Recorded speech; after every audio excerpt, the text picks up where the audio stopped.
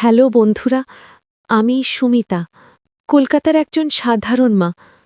তবে আজ আমি তোমাদের যে গল্পটা বলবো সেটা আমার ছেলেকে নিয়ে, আমার জীবনের সবচেয়ে বড় চ্যালেঞ্জ আর সবচেয়ে গভীর ভালোবাসার গল্প। অনেকে শুনে ভাবতে পারেন মা আর ছেলের সম্পর্ক নিয়ে এমন গল্প। হ্যাঁ, ঠিক সেটাই। আমার ছেলে শুভায়ন, আমার জীবনের আলো।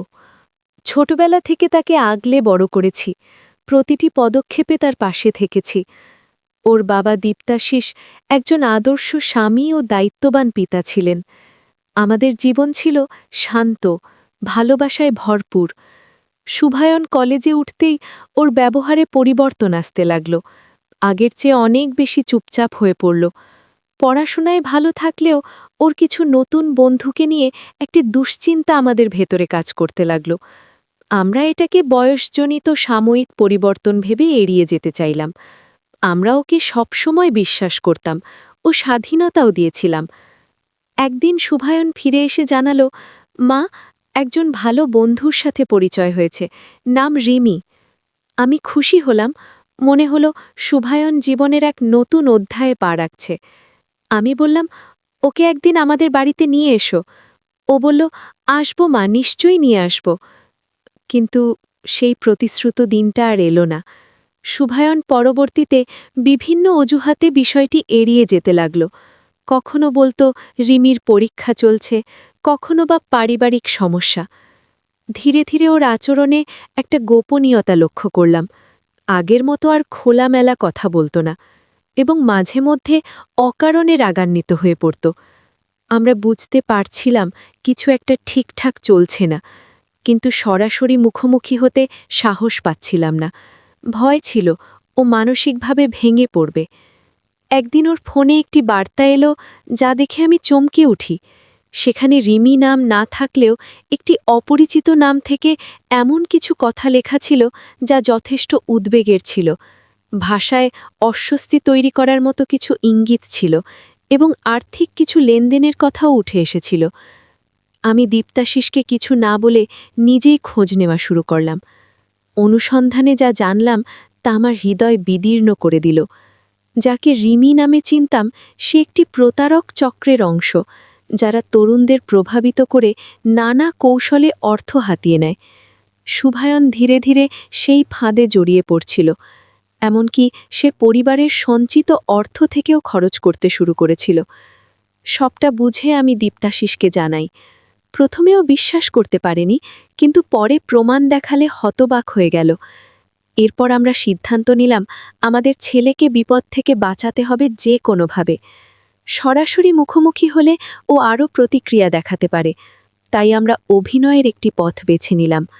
মায়ের ভালোবাসা ও মমতার আবরণে এমন একটা যোগাযোগ গড়ে তুলব যাতে শুভায়ন বুঝতে পারে আমরা ওর পাশে আছি এবং সেই ভালোবাসায় তাকে সঠিক পথে ফিরিয়ে আনব।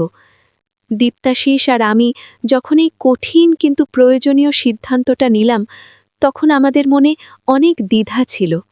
একজন মা হিসেবে এমন একটি পথ বেছে নেওয়া যেখানে তাকে তার ছেলেকে এভাবে বোঝাতে হবে যে পরিবারই তার সবচেয়ে নিরাপদ আশ্রয়, এটা সহজ সিদ্ধান্ত ছিল না। কিন্তু শুভায়নের ভবিষ্যৎ রক্ষা করাটাই ছিল আমাদের মূল লক্ষ্য। আমরা জানতাম আমাদের এই আচরণ তাকে বিভ্রান্ত করতে পারে, এমনকি সে বিরূপ প্রতিক্রিয়াও দেখাতে পারে, কিন্তু ওকে ভুল দিক থেকে ফিরিয়ে আনবার জন্য যা প্রয়োজন আমরা সেটা করবই। আমি ধীরে ধীরে শুভায়নের সঙ্গে আমার সম্পর্ক আরও বন্ধুত্বপূর্ণ করে তুলতে শুরু করলাম।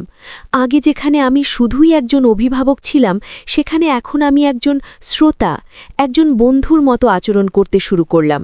ওর কথা মন দিয়ে শুনতাম, ওর আগ্রহ, মতামত ও অনুভূতির মূল্য দিতাম। এমনকি রিমির প্রসঙ্গ উঠলেও আমি কখনো কোনো নেতিবাচক মন্তব্য করিনি। আমি চেয়েছিলাম ও বুঝুক আমি ওর পাশে আছি এবং ওর অনুভূতির প্রতি শ্রদ্ধাশীল। শুভায়ন শুরুতে একটু অবাক হলেও ধীরে ধীরে আমার এই আন্তরিকতায় সাড়া দিতে শুরু করল। আমি প্রতিদিন চেষ্টা করতাম ওর জীবনের ছোট ছোট আনন্দে যুক্ত হতে। কখনো ওর পছন্দের রান্না করতাম, কখনো গল্প করতাম, আবার কখনো একসাথে সিনেমা বা গান উপভোগ করতাম।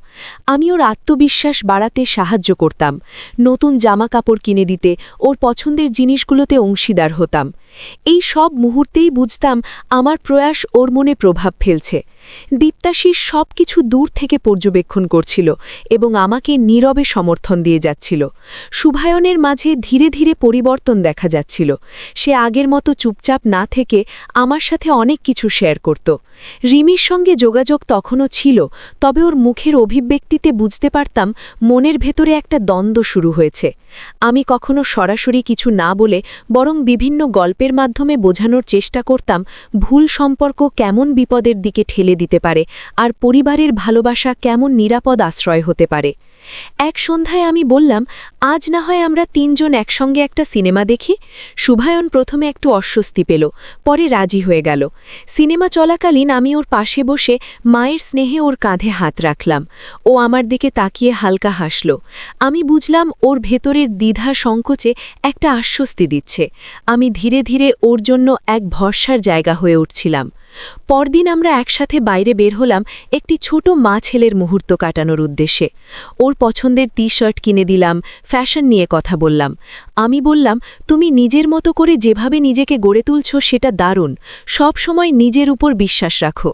ও আমার কথায় কিছুটা লজ্জা পেলেও ওর চোখে আনন্দ ছিল। এই ছোট ছোট কথাগুলো ওর আত্মবিশ্বাস আর আমাদের সম্পর্ককে আরও দৃঢ় করে তুলছিল। আমার মূল উদ্দেশ্য ছিল শুভায়নকে বোঝানো, ভালোবাসা মানে বিশ্বাস, সম্মান, বোঝাপড়া আর যত্ন। বাহ্যিক চটকদারতার পেছনে ছুটে না গিয়ে সম্পর্কের গভীরে থাকা মানবিক দিকগুলো বুঝতে শেখা জরুরি। আমি ওকে এমন গল্প বলতাম যেগুলো ওর ভেতরে উপলব্ধি তৈরি করত, কে সত্যিকারের আপন আর কে শুধুই ছায়া। আমি ধৈর্য ধরে ওর সঙ্গে এমন সংযোগ তৈরি করছিলাম যেন ও নিজেই সত্য মিথ্যা যাচাই করতে পারে। শুভায়ন যখন হতাশ বা দ্বিধাগ্রস্ত থাকত, আমি ওকে আলতোভাবে জড়িয়ে ধরতাম বা মাথায় হাত রেখে বলতাম, তুমি যাই করো, আমি সবসময় তোমার পাশে আছি। একজন মায়ের এই স্নেহই ওর মনে একটা দৃঢ় বার্তা পৌঁছে দিত, আপনজন কখনো কোনো বিনিময়ের আশা না করেই ভালোবাসে। ধীরে ধীরে আমি বুঝতে পারলাম রিমির প্রতি ওর টান কমে আসছে আর আমার ওপর ওর আস্থা বাড়ছে। এভাবেই আমি ধীরে ধীরে ওকে সেই ভুল পথ থেকে সরিয়ে আনতে শুরু করলাম। আমার এই বদলে যাওয়া আচরণ ধীরে ধীরে শুভায়নের মনেও পরিবর্তন আনছিল। ওর ভেতরে যে অস্থিরতা আর গোপনীয়তা ছিল তা অনেকটাই কমে গিয়েছিল। রিমির প্রতি যে একরকম মোহ কাজ করছিল সেটাও যেন আস্তে আস্তে দুর্বল হয়ে আসছিল। আমি ওর প্রতি আরও যত্নশীল হয়ে উঠেছিলাম, যেন ও বুঝতে পারে নিঃস্বার্থ ভালোবাসা আসলে কেমন। দীপ্তাশিস আমাদের এই পুরো প্রক্রিয়ায় আমাকে নীরবভাবে সমর্থন করে যাচ্ছিল। ও বুঝেছিল এটা কোনো আবেগের খেলা নয়, এটা একটা মা-বাবারের প্রয়াস তাদের সন্তানকে সঠিক পথে ফেরানোর জন্য। প্রতিটি পদক্ষেপ ও খেয়াল রাখছিল যেন কোথাও কোনো ভুল না হয়। শুভায়ন এখন অনেক বেশি সময় আমার সঙ্গে কাটাত। রিমি যখনই ফোন করত বা দেখা করতে চাইত, শুভায়ন নানা অজুহাতে তা এড়িয়ে যেত। যদিও এই পরিবর্তন আমাকে কিছুটা স্বস্তি দিচ্ছিল, তবু আমি পুরোপুরি নিশ্চিন্ত হতে পারছিলাম না, কারণ আমি জানতাম যারা মানুষকে ব্যবহার করে তারা সহজে হাল ছাড়ে না। তাই আমি সতর্কভাবে ওর ব্যবহার, ফোন ও কথাবার্তা পর্যবেক্ষণ করতাম, তবে এমনভাবে যেন ওর ব্যক্তিগত স্বাধীনতায় হস্তক্ষেপ না হয়। এক বিকেলে শুভায়ন খুব মন খারাপ করে বাড়ি ফিরল। ওর চোখে জল টলমল করছিল। আমি তাকে স্নেহভরে জিজ্ঞেস করলাম, কি হয়েছে? প্রথমে চুপ করে থাকলেও আমার সহানুভূতিমূলক আচরণে ও ধীরে ধীরে মন খুলে বলল, মা, রিমি আজ খুব খারাপ ব্যবহার করল, আবার টাকার কথা তুলেছে, আর আমি না বলাতে অনেক কটু কথা বলেছে। আমার ভেতরটা কেঁপে উঠলেও বাইরে থেকে স্থির থেকে ওকে সাহস দিলাম। বললাম, এই রকম সময় মনের জোরই সবচেয়ে বড়। আমি আছি, তুমি একা নও। ওর মাথায় হাত রেখে মনে মনে প্রতিজ্ঞা করলাম, এবার সরাসরি রিমির মুখোমুখি হবার সময় এসেছে। সেই রাতেই আমি দীপ্তাশিসকে সব খুলে বললাম। রিমি যেভাবে মানসিক চাপ ফেলছে শুনেও চিন্তিত হয়ে পড়ল। আমরা সিদ্ধান্ত নিলাম এবার আমাদের সরাসরি রিমির সঙ্গে দেখা করতে হবে, তবে কৌশলে। আমরা চেয়েছিলাম এমন একটি পদক্ষেপ নিতে যাতে শুভায়নের মধ্যে আত্মসম্মানবোধ ও সত্যভ্রান্তির উপলব্ধি তৈরি হয়, কোনো রকম চাপ বা নেতিবাচক প্রতিক্রিয়া ছাড়াই। পরদিন আমি শুভায়নকে বললাম, চলো একদিন রিমির বাড়ি ঘুরে আসি। শুভায়ন একটু অবাক হলেও আমার অনুরোধে রাজি হয়ে গেল। রিমির বাড়িতে পৌঁছে দেখি আমাদের দেখে সে একটু অপ্রস্তুত হয়ে পড়েছে, কিন্তু দ্রুত নিজেকে সামলে নিল।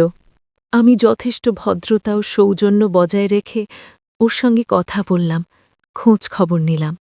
আমার উদ্দেশ্য ছিল ওর সঙ্গে যোগাযোগ তৈরি করে ওর মানসিকতা বুঝে নেওয়া।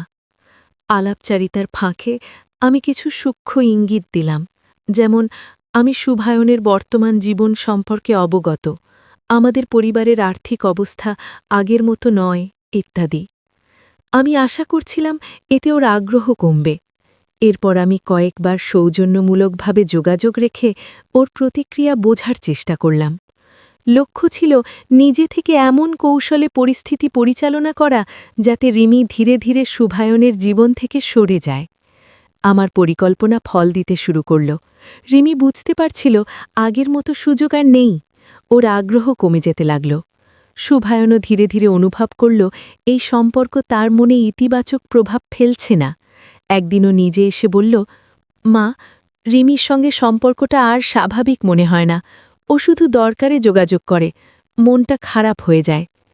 আমি শান্তভাবে বললাম, ভালোবাসা মানে শুধু সম্পর্ক রাখা নয়, সেখানে শ্রদ্ধা, বোঝাপড়া আর আন্তরিকতা থাকা খুবই জরুরি। ওর চোখে তখন আমি প্রশান্তির ঝিলিক দেখলাম। মনে হলো আমার দীর্ঘদিনের ধৈর্য আর চেষ্টা অবশেষে সফল হতে চলেছে। শুভায়নের কথায় আমি আশার আলো দেখতে পেলেও জানতাম আমাদের পথ এখনো শেষ হয়নি, কারণ রিমির মতো মানুষ সহজে হার মানে না। যাদের উদ্দেশ্য সুবিধা নেওয়া, তারা শেষ পর্যন্ত লেগে থাকে। তাই আমি শুভায়নের জীবনে নিজের উপস্থিতি আরও জোরালো করতে শুরু করলাম, যেন সে বুঝতে পারে জীবনের সবচেয়ে মূল্যবান জিনিস হল নিঃস্বার্থ ভালোবাসা, পরিবার আর মানসিক স্থিরতা। দীপ্তাশিস সবসময় আমার পাশে ছিল, ওর সহযোগিতা ছাড়া এতটা সাহস পেতাম না। আমি শুভায়নকে নানা কাজে ব্যস্ত রাখতে শুরু করলাম। ওর পছন্দের খেলা, বই পড়া, পারিবারিক আড্ডা সব কিছুতেই ওকে সম্পৃক্ত করলাম। মাঝে মাঝে ওকে নিয়ে সামাজিক অনুষ্ঠানে যেতাম। এসব মুহূর্তে ওর মন অন্যদিকে ঘোরানোর চেষ্টা করতাম, যেন ও নিজেই উপলব্ধি করে পরে জীবনের কত বিস্তৃত দিগন্ত রয়েছে। ধীরে ধীরে শুভায়ন নতুন জীবনে অভ্যস্ত হতে লাগল। ও আগের চেয়ে অনেক বেশি আত্মবিশ্বাসী হয়ে উঠছিল। একদিন শুভায়ন এসে বলল, মা, রিমির ফোন আসছে, কিন্তু কথা বলার ইচ্ছেই হয় না। আমি শান্তভাবে বললাম, তোমার মন না চাইলে কথা বলার দরকার নেই, নিজের সিদ্ধান্ত নেওয়ার স্বাধীনতা তোমার আছে। ওর কথায় ওর চোখে স্থিরতার আলো ফুটে উঠল। এরপর থেকে ও রিমির ফোন ধরা বন্ধ করে দিল। রিমি একের পর এক ফোন ও বার্তা দিলেও শুভায়ন আর সাড়া দিচ্ছিল না। ওর এই স্থিরতা আমাকে আরও সাহস দিয়েছিল। পরিস্থিতি আরও স্পষ্ট করতে একদিন আমি নিজেই রিমিকে ফোন করলাম। সংযম ও দৃঢ়তা বজায় রেখে বললাম, রিমি, শুভায়ন এখন নিজের ভবিষ্যৎ নিয়ে ব্যস্ত। আমি চাই না কেউ তার মনোযোগ বিঘ্নিত করুক। আমি শান্তস্বরে কথা বললেও স্পষ্ট করে দিলাম যে ওর পরিকল্পনা আর চলবে না। রিমি হয়তো প্রথমে অবাক হয়েছিল, তবে আমার কথার দৃঢ়তা ওকে অনেক কিছু বুঝিয়ে দিয়েছিল। এরপর রিমির পক্ষ থেকে চাপ ধীরে ধীরে কমে গেল। শুভায়নের মুখে প্রশান্তি ফিরে এলো। সে বুঝতে পারল রিমির সঙ্গে সম্পর্ক একতরফা এবং স্বার্থনির্ভর। যেখানে মমতা বা আন্তরিকতা ছিল না, সেখানে আমি ওর পাশে থেকেও আবার একজন অভিভাবক হিসেবে ওকে শেখাতে লাগলাম কে প্রকৃত বন্ধু, কে প্রকৃত সঙ্গী হতে পারে। বললাম, মানুষের আসল মূল্য তার চরিত্র আর আচরণে, বাহ্যিক কিছু নয়। শুভায়ন মন দিয়ে আমার কথা শুনছিল, যেন ভেতর থেকে বদলে যাচ্ছিল। শুভায়ন আবার পড়াশোনায় মনোযোগী হয়ে উঠল, পুরনো ভালো বন্ধুদের সঙ্গেও যোগাযোগ শুরু করল। ওর মুখে হাসি ফিরে এলো, আত্মবিশ্বাসের ঝলক স্পষ্ট। আমি ওকে দেখে যেন আমার পুরনো শুভায়নকে ফিরে পেয়েছিলাম। দীপ্তাশী সেই পরিবর্তনে খুব খুশি হল। আমাদের অভিনয় ভিত্তিক কৌশল বাস্তবে ফল দিতে শুরু করেছিল, এটা স্পষ্ট হয়ে উঠল। তবু আমি জানতাম পুরোপুরি নিশ্চিন্ত হতে এখনও কিছুটা সময় লাগবে। একদিন শুভায়ন নিজেই এসে বলল, মা, আমি রিমির সঙ্গে সব যোগাযোগ শেষ করে দিয়েছি, আমি আর ফোন করব না। ওর কণ্ঠে ছিল দৃঢ়তা আর চেহারায় ছিল প্রশান্তি। আমি আবেগে ওকে কাছে টেনে নিলাম, মায়ের মতো করে। মনে হল ও একটা অন্ধকার সময় পেরিয়ে নতুন আলোয় ফিরেছে। আমি বললাম, তুমি সাহসিকতার সঙ্গে সঠিক সিদ্ধান্ত নিয়েছ। জীবনে ভুল হয়, কিন্তু ভুল থেকে শেখা আর এগিয়ে যাওয়াই আসল। আমার কথাগুলো ওর চোখে আত্মবিশ্বাসের দীপ্তি ছড়িয়ে দিল। শুভায়ন যখন রিমির সঙ্গে সব সম্পর্ক ছিন্ন করার কথা বলল, তখন আমার মন এক অজানা শান্তিতে ভরে উঠল। মনে হচ্ছিল যেন দীর্ঘদিনের এক অন্ধকার সময় থেকে আমরা মুক্তি পেয়েছি। তবে আমি জানতাম, শুধু রিমিকে দূরে রাখা যথেষ্ট নয়। শুভায়নকে এমন একটি পরিবেশ দিতে হবে যেখানে সে সুস্থভাবে বেড়ে উঠতে পারে এবং সঠিক মূল্যবোধ নিয়ে জীবনযাপন করতে পারে। দীপ্তাশিস আর আমি ওকে সব রকম মানসিক সমর্থন দিচ্ছিলাম। আমরা ওর পাশে ছিলাম, ওকে বোঝাতাম যে আমরা তাকে কতটা ভালোবাসি এবং তার জন্য আমরা সব কিছু করতে প্রস্তুত। শুভায়নের পরিবর্তন চোখে পড়ার মতো ছিল।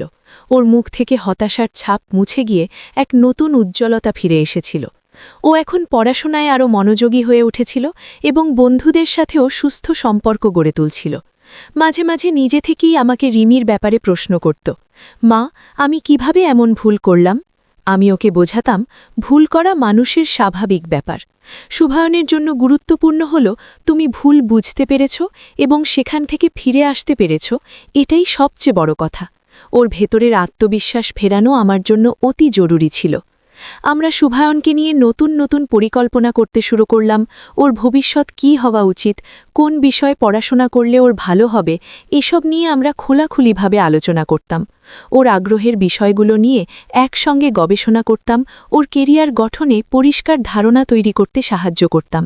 আমাদের মূল উদ্দেশ্য ছিল ওকে এমনভাবে গড়ে তোলা যাতে সে ভবিষ্যতে সঠিক সিদ্ধান্ত নিতে পারে এবং নিজেকে ভালোভাবে চিনতে পারে।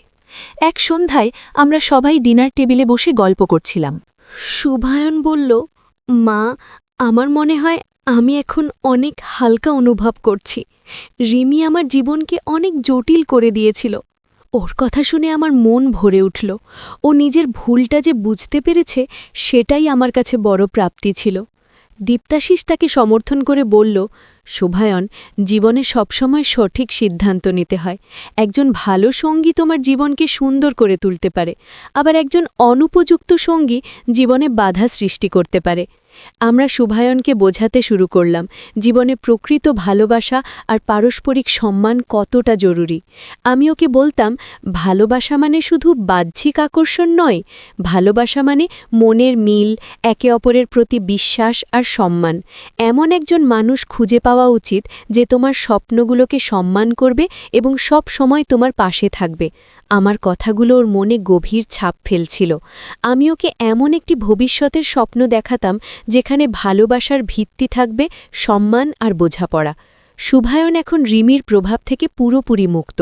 ওর মানসিক অবস্থা অনেক উন্নত হয়েছে আর ভবিষ্যতের প্রতি ইতিবাচক দৃষ্টিতে তাকাতে শুরু করেছে। দীপ্তাশিস আর আমি ওকে সব রকমভাবে সহযোগিতা করছিলাম যাতে সে নিজের ভুল থেকে শিক্ষা নিয়ে আরও দৃঢ় হয়ে উঠতে পারে। আমাদের সম্পর্ক আরও গভীর হয়েছে কারণ আমরা একসাথে কঠিন সময় পার করেছি। শুভায়নের জীবনে নতুন করে স্থিতিশীলতা আসছিল। সে পড়াশোনায় ভালো ফল করছিল এবং নতুন কিছু শখের প্রতি আগ্রহী হয়েছিল, যেমন ফটোগ্রাফি আর বাগান করা। এসব শখ ওকে মানসিক শান্তি দিচ্ছিল এবং ওর সৃজনশীলতাও বাড়াচ্ছিল। আমি সব সময় ওকে উৎসাহ দিতাম এবং ওর নতুন আগ্রহগুলোকে সমর্থন করতাম। আমরা এমন একটা পরিবেশ গড়ে তুলেছিলাম যেখানে সে স্বাধীনভাবে তার পছন্দ অনুসরণ করতে পারত। দীপ্তাশিস আর আমি মাঝে মাঝে শুভায়নের ভবিষ্যৎ সঙ্গী নিয়ে আলোচনা করতাম। আমরা চাইতাম শুভায়ন এমন একজনকে খুঁজে পাক যে তাকে প্রকৃত ভালোবাসবে, শ্রদ্ধা করবে এবং যার মূল্যবোধ আমাদের পরিবারের সাথে মিলবে।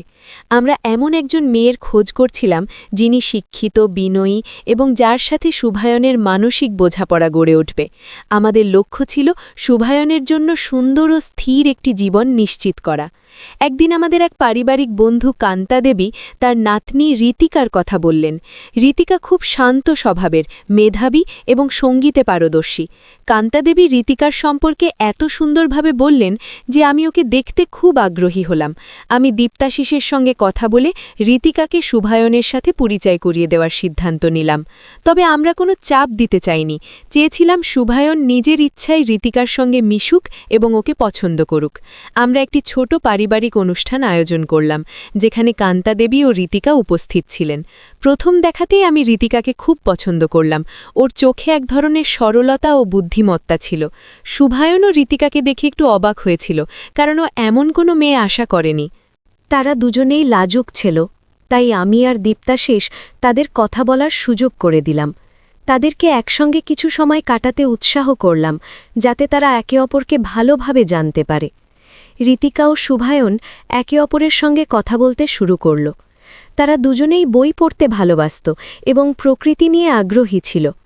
আমি লক্ষ্য করলাম ঋতিকা খুব মনোযোগ দিয়ে শুভায়নের কথা শুনছে, আর শুভায়ন ঋতিকার সঙ্গে কথা বলতে স্বচ্ছন্দ বোধ করছে। তাদের মধ্যে একটা স্বাভাবিক বোঝাপড়া তৈরি হতে লাগল। ঋতিকা রিমির পুরো বিপরীত ছিল, শান্ত, বিনয়ী এবং প্রকৃত অর্থেই শিক্ষিত। শুভায়নও ধীরে ধীরে ঋতিকার প্রতি আকৃষ্ট হতে লাগল। এই নতুন সম্পর্কটা দেখে আমার মন ভরে উঠল।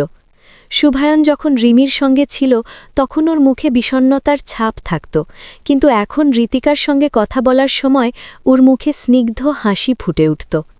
আমি বুঝতে পারছিলাম শুভায়ন অবশেষে সঠিক পথে হাঁটছে এবং একজন সঠিক মানুষের সান্নিধ্যে আসছে। আমার দীর্ঘদিনের উদ্বেগ যেন ধীরে ধীরে কমে আসছিল। আমি চাইছিলাম এই সম্পর্কটা নিজে নিজেই গড়ে উঠুক, জোর করে কিছুই করতে চাইনি।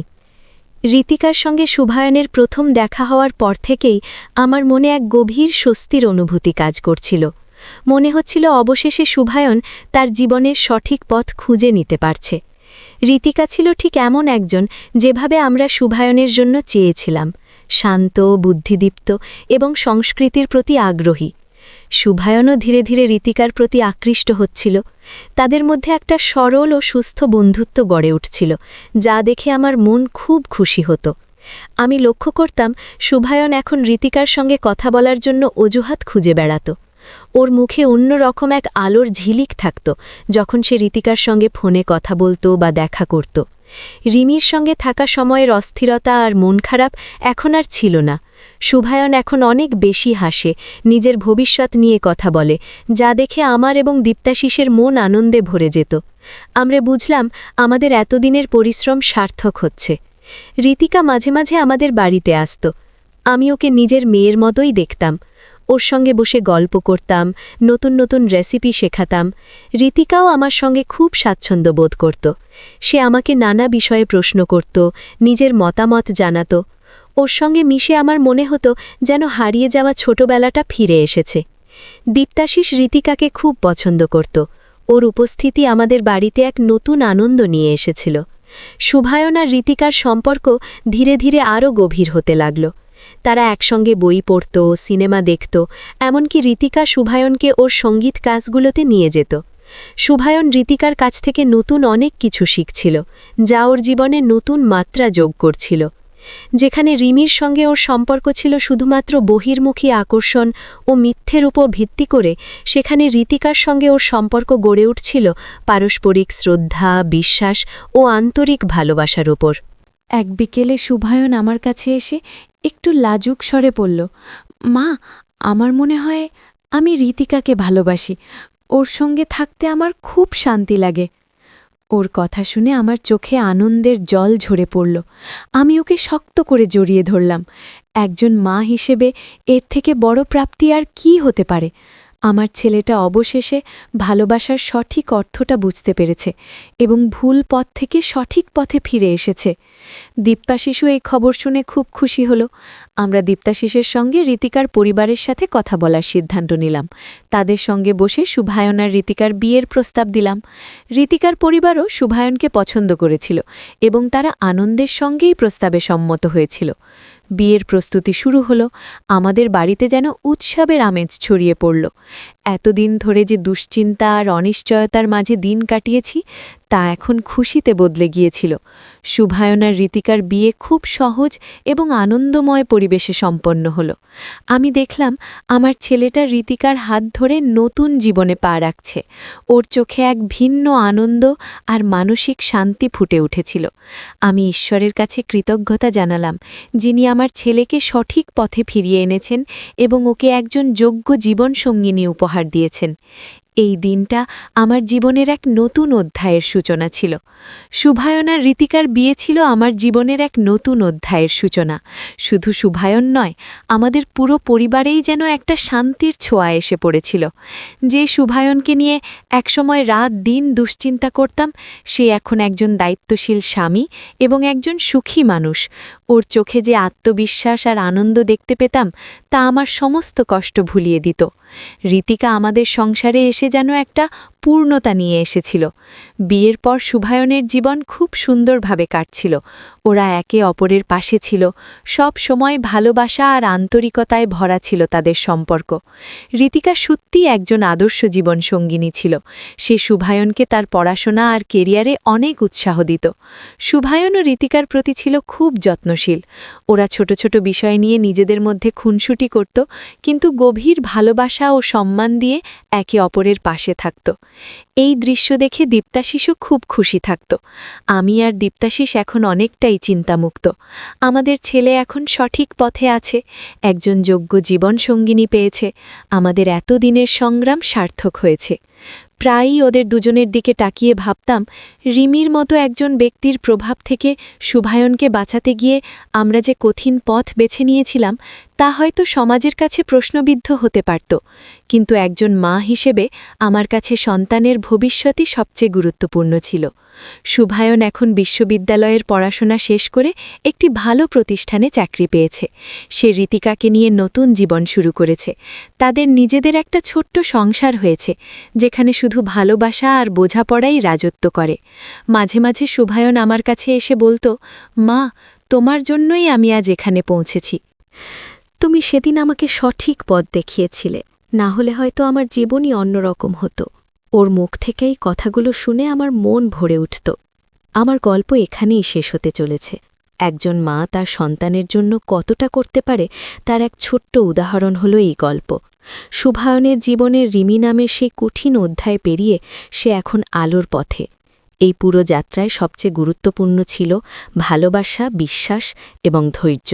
আমি বোঝাতে চেয়েছিলাম সাময়িক আকর্ষণ বা অর্থের পেছনে ছুটে যাওয়া কতটা ঝুঁকিপূর্ণ হতে পারে এবং প্রকৃত ভালোবাসার ভিত্তি কতটা শক্ত হওয়া উচিত। বন্ধুরা, সবশেষে আমি তোমাদেরকে বলবো, জীবনের পথে চলতে গেলে অনেক সময় ভুল হয়। ভুল মানুষের সাথে সম্পর্ক গড়ে ওঠে, কিন্তু সেই ভুল থেকে বেরিয়ে আসাটাই হলো আসল সাহসিকতা। একজন মায়ের ভালোবাসা সবসময় নিঃস্বার্থ এবং অপরিসীম শক্তির। এই ভালোবাসার জোরেই সন্তান যে কোনো বাধা পেরিয়ে যেতে পারে। প্রকৃত ভালোবাসা মানে শুধু বাহ্যিক আকর্ষণ নয়, বরং গভীর বোঝাপড়া, সম্মান এবং পারস্পরিক বিশ্বাস। ক্ষণিকের মোহে জীবনের মূল্যবান সময় নষ্ট করা উচিত নয়। সঠিক পথে ফিরে এসে একজন যোগ্য সঙ্গীর সঙ্গে জীবন শুরু করাই প্রকৃত সুখের চাবিকাঠি। বন্ধুরা, গল্পটি যদি তোমাদের ভালো লাগে তাহলে অবশ্যই লাইক দিন, শেয়ার করুন এবং চ্যানেলটি সাবস্ক্রাইব করতে ভুলবেন না। আপনারা সবাই ভালো থাকুন, সুস্থ থাকুন। সবাইকে ধন্যবাদ।